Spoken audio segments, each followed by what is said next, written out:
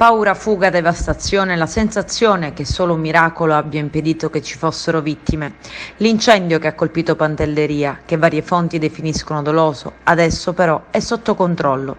Lo conferma il Dipartimento regionale della Protezione Civile. I tecnici e i volontari hanno rassicurato sulla situazione. Le abitazioni sono state lambite dalle fiamme, bruciati alcuni canneti dei tammusi e le tettoie in legno. I danni più ingenti riguardano la macchia mediterranea, pesantemente interessata dalle fiamme. I Canadair della Protezione Civile Nazionale e dei Vigili del Fuoco in azione anche con squadra a terra sono stati mobilitati operando per spegnere gli ultimi punti di fuoco sulla vegetazione per passare in mattinata alla fase di bonifica. Il direttore generale Salvatore Cocina ha seguito e coordinato tutta la notte le operazioni di soccorso e gli interventi di spegnimento in stretto raccordo con il presidente della regione Nello Musumeci e il Dipartimento nazionale.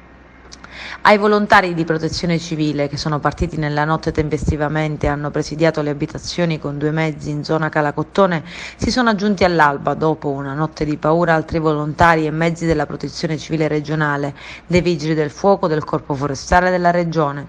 Nella notte 30 turisti in fuga dalle fiamme sono stati fatti allontanare via mare dalle motovedette, spiega la Guardia Costiera.